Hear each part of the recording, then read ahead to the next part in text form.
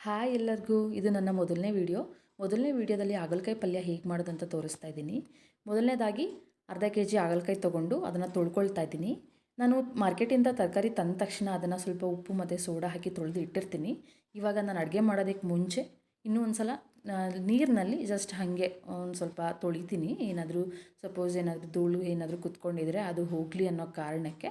So ಹಂಗೆ ಒಂದು ಬಟ್ಲಲ್ಲಿ ನೀರು ತೊಗೊಂಡು ನೀಟಾಗಿ ತೊಳೆದು ಇಟ್ಕೊಳ್ತಾ ಇದ್ದೀನಿ. ಏನಪ್ಪ ಇವರು ಮೊದಲನೇದಾಗಿಯೇ ಹಾಗಲಕಾಯಿ ಪಲ್ಯ ತೋರಿಸ್ತಾ ಇದ್ದಾರೆ, ಕಹಿ ತೋರಿಸ್ತಾ ಇದ್ದಾರೆ ಅಂತ ತಿಳ್ಕೊಳ್ಬೇಡಿ. ನಾನು ಈ ವಿಡಿಯೋ ಸ್ಟಾರ್ಟ್ ಮಾಡಿದ್ದು ಅಂದರೆ ಯೂಟ್ಯೂಬಲ್ಲಿ ಮೊದಲನೇ ವಿಡಿಯೋ ಸ್ಟಾರ್ಟ್ ಮಾಡಿದ ತಕ್ಷಣ ಮೊದಲು ಮಾಡಿದ ಅಡುಗೆ ಅಂದರೆ ಹಾಗಲಕಾಯಿ ಪಲ್ಯ. ಸೊ ಹಾಗಾಗಿ ಅದೇ ವಿಡಿಯೋನ ನಾನು ಅಪ್ಲೋಡ್ ಮಾಡ್ತಾಯಿದ್ದೀನಿ. ಇವಾಗ ನಾನು ಹಾಗಲಕಾಯಿನ ಕಟ್ ಮಾಡ್ತಾಯಿದ್ದೀನಿ. ಈ ಮೊದಲನೇ ಹಾಗಲಕಾಯಿ ನೋಡಿ ಹೆಂಗಿದೆ ಅಂದರೆ ಬಲ್ತ್ಬಿಟ್ಟಿದೆ, ಇದು ಬೀಜಗಳೆಲ್ಲ ಬಲ್ತ್ಬಿಟ್ಟಿದೆ. ಸೊ ಹಾಗಾಗಿ ನಾನೇನು ಮಾಡ್ತೀನಿ, ಆ ಬೀಜ ಮತ್ತು ಆ ತಿರುಳು ಏನಿರುತ್ತೆ ಅದೆರಡನ್ನೂ ತೆಗೆದಾಕ್ಬಿಡ್ತೀನಿ. ಎಷ್ಟೊಂದು ಜನಕ್ಕೆ ಹಾಗಲಕಾಯಿ ಪಲ್ಯ ಅಂದ್ರೆ ಇಷ್ಟನೇ ಆಗಲ್ಲ. ಅದರಲ್ಲಿ ನಾವು ಹಾಗಲಕಾಯಿ ಪಲ್ಯ ಮಾಡಿಬಿಟ್ಟು ಈ ಥರ ಬಲ್ತಿರೋ ಬೀಜ ಎಲ್ಲ ಮಿಕ್ಸ್ ಮಾಡಿಬಿಟ್ಟು ಕೊಟ್ಬಿಟ್ರೆ ಅವ್ರು ತಿನ್ನುವಾಗ ಚೆನ್ನಾಗಂತ ಅನಿಸಲ್ಲ, ಒಳ್ಳೆ ಫೀಲಿಂಗ್ ಬರಲ್ಲ. ಸೊ ಹಾಗಾಗಿ ನಾನು ಬಲ್ತಿರೋ ಹಾಗಲಕಾಯಿ ಇದ್ದರೆ ಅದರಲ್ಲಿ ಬೀಜ ಮತ್ತು ತಿರುಳನ್ನ ತೆಗೆದುಬಿಡ್ತೀನಿ. ಸೊ ನೋಡಿ, ಈ ಥರ ನಾನು ತೆಗೆದುಬಿಡ್ತೀನಿ ಎಲ್ಲ, ನಾನು ಬಲ್ತಿರೋದಾಗಿದ್ದರೆ. ಇನ್ನೊಂದು ಹಾಗಲಕಾಯಿ ತೊಗೊಂಡಿದ್ದೀನಿ ನೋಡಿ, ಇದರಲ್ಲಿ ಬೀಜ ಮತ್ತು ಬೀಜ ಬಲ್ತಿಲ್ಲ, ಹಾಗಾಗಿ ನಾನು ಬೀಜ ತಿರುಳು ಏನೂ ತೆಗಿಯಲ್ಲ. ಅದು ಚೆನ್ನಾಗೇ ಇರುತ್ತೆ ತಿನ್ನುವಾಗ, ಏನು ನಮಗೆ ಅದು ಬೀಜ ತಿಂತಿದ್ದೀವಿ ಅಂತ ಏನು ಅಂತ ಅನಿಸಲ್ಲ. ಹಾಗಾಗಿ ನಾನು ಅದನ್ನು ತೆಗಿಯೋದಿಲ್ಲ, ಅದು ಹಾಗೆ ಬಿಟ್ಟಿರ್ತೀನಿ. ಬಲ್ತಿರೋದಾದರೆ ಮಾತ್ರ ಅದರಲ್ಲಿ ಬೀಜ ಮತ್ತು ತಿರುಳು ತೆಗೆದುಬಿಡ್ತೀನಿ. ಸೊ ನೋಡಿ, ನಾನು ಈ ಥರ ಸಣ್ಣ ಸಣ್ಣದಾಗಿ ಕಟ್ ಮಾಡ್ಕೊಳ್ತೀನಿ. ಯೂಶ್ವಲಾಗಿ ನಾನು ತರಕಾರಿ ಪಲ್ಯ ಮಾಡುವಾಗ ನಂಗೆ ತುಂಬ ದೊಡ್ಡದಾಗಿದ್ದರೆ ನನಗಾಗಲಿ ನಮ್ಮ ಮನೆಯಲ್ಲಾಗಲಿ ಅಷ್ಟೊಂದು ಇಷ್ಟಪಡಲ್ಲ. ಸೊ ಹಂಗಾಗಿ ನಾನು ಸ್ವಲ್ಪ ಸಣ್ಣ ಸಣ್ಣದಾಗಿ ಕಟ್ ಮಾಡ್ಕೊಳ್ಳೋದಕ್ಕೆ ಪ್ರಿಫರ್ ಮಾಡ್ತೀನಿ. ಈ ಥರ ಚಿಕ್ಕದಾಗಿ ಒಂದು ಕ್ಯೂಬ್ಸ್ ಥರ ನೋಡಿ, ನಾನು ತೋರಿಸ್ತಾ ಇದ್ದೀನಲ್ಲ, ಚಿಕ್ಕದಾಗಿ ಕ್ಯೂಬ್ಸ್ ಥರ ಮಾಡ್ಕೊಳ್ತೀನಿ. ನಿಮ್ಗೆ ಯಾವ ಸೈಜ್ ಬೇಕೋ ಆ ಸೈಜಲ್ಲಿ ನೀವು ಕಟ್ ಮಾಡ್ಕೊಳ್ಬೋದು. ನಾನು ಮಾತ್ರ ಈ ಚಿಕ್ಕ ಸೈಜಲ್ಲಿ ಕಟ್ ಮಾಡ್ಕೊಳ್ತೀನಿ. ಇವಾಗ ಎಲ್ಲ ಹಾಗಲಕಾಯಿಗಳನ್ನ ಕಟ್ ಮಾಡಾಯಿತು ನೋಡಿ, ಈ ರೀತಿ ನಾನು ಕಟ್ ಮಾಡಿ ಇಟ್ಕೊಂಡಿದ್ದೀನಿ. ಸೊ ಹಾಗಲಕಾಯಿ ಪಲ್ಯಕ್ಕೆ ಹಾಗಲಕಾಯಿ ಜೊತೆಗೆ 2 ಮೀಡಿಯಮ್ ಟೊಮೆಟೊ, 2 ಮೀಡಿಯಮ್ ಈರುಳ್ಳಿ, ಒಂದು 5-6 ಹಸಿಮೆಣಸಿನ್ಕಾಯಿ, ಕರ್ಬೇವಿನ ಸೊಪ್ಪು, ಕೊತ್ತಂಬರಿ ಸೊಪ್ಪು ಬೇಕಾಗುತ್ತೆ. ಅದನ್ನು ಸಹಿತ ನಾನು ಚಿಕ್ಕದಾಗಿ ಕಟ್ ಮಾಡ್ಕೊಳ್ತೀನಿ. ಕಟ್ ಮಾಡೋದೆಲ್ಲ ನಾನೇನು ತೋರಿಸಲ್ಲ, ನಿಮಗೆ ಗೊತ್ತಿರತ್ತೆ. ಸೊ ಇವಾಗ ಒಂದು ಬಾಣಲಿಗೆ ಎಣ್ಣೆ ಹಾಕ್ಕೊಂಡು ಒಂದು 4 ಟೀ ಸ್ಪೂನ್ ಎಣ್ಣೆ ಹಾಕ್ಕೊಂಡಿದ್ದೀನಿ. ಆ ಎಣ್ಣೆ ಕಾಯ್ದ ಮೇಲೆ ಅದಕ್ಕೆ ಸ್ವಲ್ಪ ನಾನು ಸಾಸಿವೆಯನ್ನು ಹಾಕ್ಕೊಳ್ತಾ ಇದ್ದೀನಿ. ಆ ಸಾಸಿವೆ ಚಿಟಪಟ ಅಂತ ಸಿಡಿಬೇಕು, ಅಲ್ಲಿ ತನಕ ನೀವು ಏನು ಮಿಕ್ಸ್ ಮಾಡಿಬಿಡಿ. ಸಾಸಿವೆ ಸಿಡಿದ್ರೇ ತುಂಬ ಚೆನ್ನಾಗಿರುತ್ತೆ. ಆ ಒಂದೊಂದು ಸಾಸಿವೆ ಸಿಕ್ಕಿದಾಗ ಅದು ಕಹಿ ಬರಲ್ಲ. ಕಹಿ ಬಂದಿಲ್ಲ ಅಂತಂದರೆ ಗೊತ್ತಾಗುತ್ತೆ ಅದು ಚೆನ್ನಾಗಿ ಸಿಡಿದಿದೆ ಅಂತ. ಇವಾಗ ಆ ಎಣ್ಣೆ ಮತ್ತು ಸಾಸಿವೆ ಜೊತೆಗೆ ನಾನು ಕಟ್ ಮಾಡಿರೋಂತಹ ಈರುಳ್ಳಿಯನ್ನು ಹಾಕ್ಕೊಳ್ತಾ ಇದ್ದೀನಿ. ಈರುಳ್ಳಿ ಸೈಜ್ ನಿಮಗೆ ನೋಡಿದ್ರೆ ಗೊತ್ತಾಗುತ್ತೆ ನಾನು ಎಷ್ಟು ಚಿಕ್ಕದಾಗಿ ಕಟ್ ಮಾಡ್ಕೊಂಡಿರಬಹುದು ಅಂತ. ಆ ಈರುಳ್ಳಿಗೆ ಇವಾಗ ಕಟ್ ಮಾಡಿರೋ ಒಂದು 5-6 ಹಸಿಮೆಣಸಿನ್ಕಾಯಿನ ಹಾಕ್ಕೊಳ್ತಾ ಇದ್ದೀನಿ. ಇದು ಖಾರಕ್ಕೆ ಎಷ್ಟು ಬೇಕೋ ಅಷ್ಟು ಹಾಕ್ಕೊಳ್ಳಿ. ನೀವು ತುಂಬ ಚೆನ್ನಾಗಿ ಖಾರ ತಿಂತೀರಾ, ಗ್ಯಾಸ್ಟ್ರಿಕ್ ಸಮಸ್ಯೆ ಏನೂ ಇಲ್ಲ ಅಂತಂದರೆ ನೀವು ಹಸಿಮೆಣಸಿನ್ಕಾಯಿನ ಸ್ವಲ್ಪ ಜಾಸ್ತಿನೇ ಹಾಕ್ಕೊಳ್ಬೋದು. ಖಾರ ಕಡಿಮೆ ತಿಂತೀವಿ ಅಂದರೆ ಕಡಿಮೆ ಮಾಡ್ಬೋದು. ಇನ್ನೂ ಕಡಿಮೆ ಮಾಡಿದ್ರೆ ಚೆನ್ನಾಗಿರಲ್ಲ, ಖಾರ ಕಡಿಮೆ ಆಗಿಬಿಡುತ್ತೆ ಪೂರ್ತಿ. ಅದಾದಮೇಲೆ ಒಂದು 10 ಅಥವಾ 15 ಎಲೆ ಕರಿಬೇವಿನ ಸೊಪ್ಪನ್ನ ಹಾಕ್ಕೊಂಡು ಅದನ್ನು ನೀಟಾಗಿ ಮಿಕ್ಸ್ ಮಾಡ್ತಾಯಿದ್ದೀನಿ ಎಣ್ಣೆಯಲ್ಲಿ. ಇದನ್ನು ಒಗ್ಗರಣೆ ಅಂತ ಹೇಳ್ತೀವಿ ನಾವು, ಸ್ಟಾರ್ಟಿಂಗೇ ಒಗ್ಗರಣೆ ಹಾಕಿದ್ದೀವಿ. ಈ ಒಗ್ಗರಣೆ ಫ್ಲೇವರು ಅಥವಾ ಸ್ಮೆಲ್ಲು ತುಂಬ ಚೆನ್ನಾಗಿ ಬಂದರೆ ಮುಂದೆ ಅಡುಗೆ ಕೂಡ ತುಂಬ ಚೆನ್ನಾಗಿ ಬರುತ್ತೆ ಟೇಸ್ಟ್ ವೈಸು. ಸೊ ಹಾಗಾಗಿ ಇಲ್ಲಿ ನೀಟಾಗಿ ಫ್ರೈ ಮಾಡಬೇಕು. ಫ್ರೈ ಮಾಡಾದಮೇಲೆ ಒಂದು 2 ಟೀ ಸ್ಪೂನು ಅರಿಶಿನ ಹಾಕ್ಕೊಳ್ತಾ ಇದ್ದೀನಿ. ಅರಿಶಿನ ನಿಮಗೆಲ್ರಿಗೂ ಗೊತ್ತಿದೆ, ಆ್ಯಂಟಿಬಯೋಟಿಕ್ ಆಗಿ ವರ್ಕ್ ಮಾಡುತ್ತೆ ನಮ್ಮ ಬಾಡಿಗೆ ಅಂತ. ಸೊ ಒಗ್ಗರಣೆನಲ್ಲಿ ಅರಿಶಿನ ಹಾಕ್ಕೊಂಡು ಫ್ರೈ ಮಾಡಿದಾಗ ಆ ಅಡುಗೆ ಸ್ಮೆಲ್ಲು ತುಂಬ ಚೆನ್ನಾಗಿ ಬರುತ್ತೆ. ತುಂಬ ಅಬ್ಸರ್ವ್ ಮಾಡಿಬೇಕಾದ್ರೆ ನೀವು ಒಗ್ಗರಣೆ ಟೈಮ್ನಲ್ಲಿ ಅರಿಶಿನ ಹಾಕಿ ಫ್ರೈ ಮಾಡಬೇಕಾದ್ರೆ ಏನೋ ಒಂದು ಸ್ಮೆಲ್ಲು, ಒಂದು ಅರೋಮಾ ತುಂಬ ಚೆನ್ನಾಗಿ ಬರುತ್ತೆ. ಸೊ ನೀಟಾಗಿ ಫ್ರೈ ಮಾಡಿ ಆನಿಯನ್ದು ಕಲರ್ ಸ್ವಲ್ಪ ಚೇಂಜ್ ಆದಮೇಲೆ ಈ ನೀವು ಕಟ್ ಮಾಡಿ ಇಟ್ಕೊಂಡಿರೋಂತಹ ಹಾಗಲಕಾಯಿ ಏನಿದೆ ಆ ಹಾಗಲಕಾಯಿನ ಮಿಕ್ಸ್ ಮಾಡಿ ಆ ಒಗ್ಗರಣೆ ಒಳಗಡೆ ಹಾಕಿ. ನಾನು ಅಷ್ಟು ಹಾಗಲಕಾಯಿ ತುಂಡುಗಳನ್ನ ಇವಾಗ ಹಾಕ್ತಾಯಿದ್ದೀನಿ. ಹಾಕಿ ನೀಟಾಗಿ ಅದನ್ನು ಈಗ ಫ್ರೈ ಮಾಡ್ತೀನಿ. ನೀಟಾಗೆಲ್ಲ ಈರುಳ್ಳಿ ಎಲ್ಲ ಕೆಳಗಿರುತ್ತಲ್ಲ ಅದನ್ನೆಲ್ಲ ನೀಟಾಗಿ ಮಿಕ್ಸ್ ಮಾಡ್ಕೋಬೇಕು ಹಾಗಲಕಾಯಿ ಜೊತೆಗೆ. ಯಾಕೆಂದರೆ ಅರಿಶಿನ ಎಲ್ಲ ನಾವು ಹಾಕಿರೋದ್ರಿಂದ ಆ ಅರಿಶಿನ ಈ ಕಾಯಿಗಳಿಗೂ ಕೂಡ ಮಿಕ್ಸ್ ಆಗಬೇಕು. ಹಾಗಾಗಿ ನೀಟಾಗಿ ಮಿಕ್ಸ್ ಮಾಡ್ಕೊಳ್ಳಿ.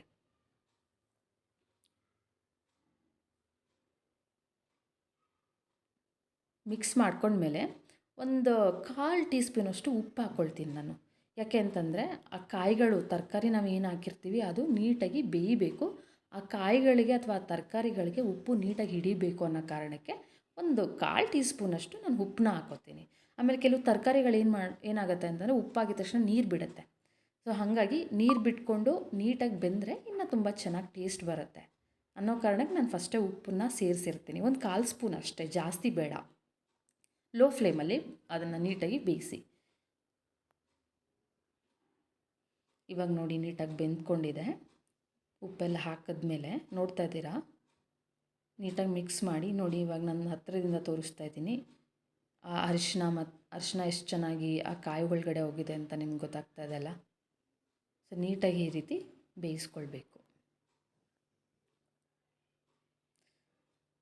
ಸೊ ನನ್ನ ಭಾಷೆ ನನ್ನ ಕನ್ನಡದೋಳೆ, ಆದರೆ ವಿಡಿಯೋ ಮಾಡ್ತಾ ಇರೋದು ಮೊದಲನೇ ಸಲ, ತಪ್ಪಾದರೆ ಕ್ಷಮಿಸಿ, ಅಡ್ಜಸ್ಟ್ ಮಾಡ್ಕೊಳ್ಳಿ ಪ್ಲೀಸ್. ಇವಾಗ ನಾನು ಮುಂದಿನ ಇಂಗ್ರೀಡಿಯೆಂಟ್ ಬಂದ್ಬಿಟ್ಟು ಟೊಮೆಟೊ ಹಾಕ್ತಾಯಿದ್ದೀನಿ. ಟೊಮೆಟೊ ನಾನು ಯೂಶ್ವಲಾಗಿ ಲಾಸ್ಟಲ್ಲೇ ಹಾಕೋದು, ಯಾಕಂತಂದರೆ ಅದು ಆಲ್ರೆಡಿ ಸಾಫ್ಟಾಗಿರುತ್ತೆ, ನೀರಿನ ಅಂಶ ಇರುತ್ತೆ ಅದರಲ್ಲಿ, ಅದು ಬೇಗ ಬೆಂದ್ಕೊಡುತ್ತೆ. ಹಾಗಾಗಿ ಫಸ್ಟೇ ಹಾಕಿಬಿಟ್ಟು ತರಕಾರಿ ಜೊತೆಗೆ ಬೇಯಿಸೋ ಅವಶ್ಯಕತೆ ಇರೋದಿಲ್ಲ. ಸೊ ಹಾಗಾಗಿ ನಾನು ಲಾಸ್ಟಲ್ಲಿ ಹಾಕ್ಕೊಳ್ತಾ ಇದ್ದೀನಿ. ಲಾಸ್ಟಲ್ಲಿ ಹಾಕ್ಕೊಂಡು ಕ್ಲೀನಾಗಿ ಮಿಕ್ಸ್ ಮಾಡ್ತಾಯಿದ್ದೀನಿ ಹಾಗಲಕಾಯಿ ಜೊತೆಗೆ. ನಾವು ಆಲ್ರೆಡಿ ಫಸ್ಟೇ ಉಪ್ಪು ಹಾಕಿರೋದ್ರಿಂದ ಆ ಉಪ್ಪಿನಂಶ ಇರುತ್ತೆ. ಸೊ ಮತ್ತೆ ಇವಾಗ ಟೊಮೆಟೊ ಜೊತೆ ಸೇರಿಕೊಂಡಾಗ ಟೊಮೆಟೊ ಇನ್ನೂ ಬೇಗ ನೀಟಾಗಿ ಬೇಯುತ್ತೆ. ನೋಡ್ತಾ ಇದ್ದೀರಲ್ಲ ನಾನು ಹೇಗೆ ಮಿಕ್ಸ್ ಮಾಡ್ತಾಯಿದ್ದೀನಿ ಅಂತ. ಸೊ ಇವಾಗ ನಾನು ಸಾಂಬಾರು ಪುಡಿನ ಬಳಸ್ತಾ ಇದ್ದೀನಿ. ಸಾಂಬಾರು ಪುಡಿದು ನಾವು ಹೊರಗಡೆ ತರೋದಲ್ಲ, ಮನೇಲಿ ನಾವು ಧನಿಯಾ ಪುಡಿ ಅಂತ ಮಾಡಿಸಿಟ್ಕೊಳ್ತೀವಿ. ಒಣಮೆಣ್ಸಿನ್ಕಾಯಿ, ಕಾಳುಗಳು, ಧನಿಯಾ ಇದನ್ನೆಲ್ಲ ತೊಗೊಂಬಂದು ಹುರಿದು ಒಣಗಿಸಿ ನಾವು ಪೌಡ್ರ್ ಮಾಡಿ ಇಟ್ಕೊಂಡಿರ್ತೀವಿ. ನಮಗಿದು ಸುಮಾರು 1-1.5 ವರ್ಷ ಬರುತ್ತೆ. ಸೊ ನಾನು ಅದೇ ಪೌಡ್ರನ್ನ ಹಾಕ್ತಾಯಿದ್ದೀನಿ.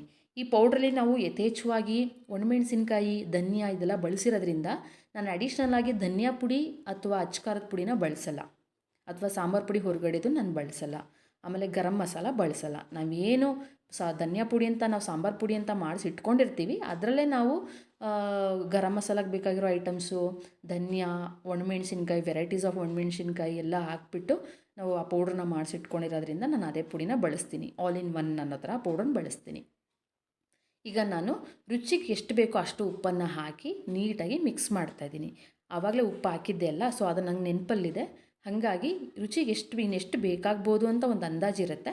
ಆ ಅಂದಾಜು ಮೇಲೆ ನಾನು ಒಂದು ಅರ್ಧ ಟೀ ಸ್ಪೂನಷ್ಟು ಉಪ್ಪನ್ನು ಹಾಕಿ ಮತ್ತೆ ನೀಟಾಗಿ ಎಲ್ಲನೂ ಮಿಕ್ಸ್ ಮಾಡ್ತಾಯಿದ್ದೀನಿ. ಈಗ ಆ ಸಾಂಬಾರು ಪುಡಿ ಹಾಗೆ ಉಪ್ಪು ಎರಡೂ ಕೂಡ ನೀಟಾಗಿ ಮಿಕ್ಸ್ ಆಗಿರುತ್ತೆ. ಈ ಮಿಕ್ಸ್ ಆದಮೇಲೆ ಇದನ್ನು ಲೋ ಫ್ಲೇಮಲ್ಲೇ ಒಂದು 2 ನಿಮಿಷ ಬೇಯಿಸಿದಾಗ ಈ ಥರ ನೀರು ಬರುತ್ತೆ, ನೀರು ಬಿಟ್ಕೊಳ್ಳುತ್ತೆ. ಟೊಮೆಟೊದು, ಕಾಯಿದು ಎಲ್ಲ ನೀರು ಬಿಟ್ಕೊಳ್ಳುತ್ತೆ. ಇದಾದಮೇಲೆ ನಾನು ತರಕಾರಿ ಎಲ್ಲವೂ ಇನ್ನೂ ನೀಟಾಗಿ ಬೇಯಬೇಕು. ಹಾಗಾಗಿ ನಾನೇನು ಮಾಡ್ತೀನಿ, ಒಂದು 10 ನಿಮಿಷಗಳ ಕಾಲ ತಟ್ಟೆಯನ್ನು ಮುಚ್ಚಿ ಬಿಟ್ಬಿಡ್ತೀನಿ. ಸೊ ನೋಡಿ, ಪ್ಲೇಟ್ ತೆಗೆದ್ಮೇಲೆ ಗೊತ್ತಾಗುತ್ತೆ ನಿಮಗೆ ಡಿಫ್ರೆನ್ಸ್, ಅದೆಷ್ಟು ಚೆನ್ನಾಗಿ ಬೆಂದಿರುತ್ತೆ ಅಂತ. ಪ್ಲೇಟ್ ಮುಚ್ಚೋಕ್ಕೆ ಮುಂಚೆ ಪ್ಲೇಟ್ ತೆಗೆದ್ಮೇಲೆ ಡಿಫ್ರೆನ್ಸ್ ಗೊತ್ತಾಗುತ್ತೆ. ಎಲ್ಲ ಇಂಗ್ರೀಡಿಯೆಂಟ್ಸು ಎಷ್ಟು ಚೆನ್ನಾಗಿ ಬ್ಲೆಂಡ್ ಆಗಿದೆ ನೋಡಿ. ಸೊ ಇವಾಗ ಆಲ್ಮೋಸ್ಟ್ ಹಾಗಲಕಾಯಿ ಪಲ್ಯ ರೆಡಿ ಟು ಈಟ್ ಸ್ಟೇಜಲ್ಲಿದೆ ಅಂತ ಹೇಳ್ಬೋದು. 99% ರೆಡಿಯಾಗಿ ಹೋಗ್ಬಿಟ್ಟಿದೆ. ನೋಡಿ ಎಷ್ಟು ಚೆಂದ ಕಾಣಿಸ್ತಾ ಇದೆಲ್ಲ. ನೋಡ್ತಿರುವಾಗಲೇ ಬಾಯಲ್ಲಿ ನೀರು ಬರುತ್ತೆ. ಹಾಗಲಕಾಯಿ ಇಷ್ಟಪಡೋರ್ಗಂತೂ ಗೊತ್ತಾಗ್ಬಿಡುತ್ತೆ. ನಾನು ಯೂಶ್ವಲಾಗಿ ತರಕಾರಿ ಪಲ್ಯ ಮಾಡಿದಾಗ ಈ ಥರ ಒಂದು ಕಾಯಿನ ಟೇಬಲ್ ಸ್ಪೂನಲ್ಲಿ ಅಥವಾ ಸೌಟಲ್ಲಿ ಹಿಂಗೆ ಚುಚ್ಚಿ ನೋಡ್ತೀನಿ. ಈಸಿಯಾಗಿ ಚುಚ್ಕೊಂಡ್ರೆ ಅದು ಬೆಂದಿದೆ ಅಂತ ಅರ್ಥ. ಸೊ ಹಾಗಾಗಿ ನಾನು ಆ ಥರ ಚುಚ್ಚಿ ನೋಡ್ತೀನಿ. ಸೊ ಇವಾಗ ಫೈನಲ್ ಟಚಪ್, ಕೊತ್ತಂಬರಿ ಸೊಪ್ಪು ಸಣ್ಣದಾಗಿ ಕಟ್ ಮಾಡಿ ಇಟ್ಕೊಂಡಿದ್ದೆ, ನಾಟಿ ಕೊತ್ತಂಬರಿ ಸೊಪ್ಪು, ಅದನ್ನು ಮೇಲೆ ಗಾರ್ನಿಷ್ಗೆ ಹಾಕ್ತಾಯಿದ್ದೀನಿ. ಅದನ್ನು ಬೇಯಿಸುವಾಗ ಹಾಕಲ್ಲ ನಾನು, ಈ ಥರ ಮೇಲೆ ಹಾಕಿದ್ರೆ ಆ ಬಿಸಿಗೇ ಅದು ಫ್ಲೇವರ್ ಬಿಟ್ಕೊಳ್ಳುತ್ತೆ.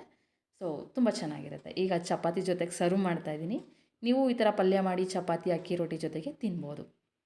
ಹೇಗಿತ್ತು ಅಂತ ಮನೇಲಿ ಒಂದು ಸಲ ಟ್ರೈ ಮಾಡಿಬಿಟ್ಟು ಕಮೆಂಟಲ್ಲಿ ತಿಳಿಸಿ. ಯಾರ್ಯಾರು ಸಬ್ಸ್ಕ್ರೈಬ್ ಆಗಿಲ್ಲ ಪ್ಲೀಸ್ ಸಬ್ಸ್ಕ್ರೈಬ್ ಆಗಿ ನನ್ನ ಚಾನಲ್ಗೆ. ನಿಮ್ಮ ಸಪೋರ್ಟ್ ನನಗೆ ತುಂಬ ಅತ್ಯಗತ್ಯ.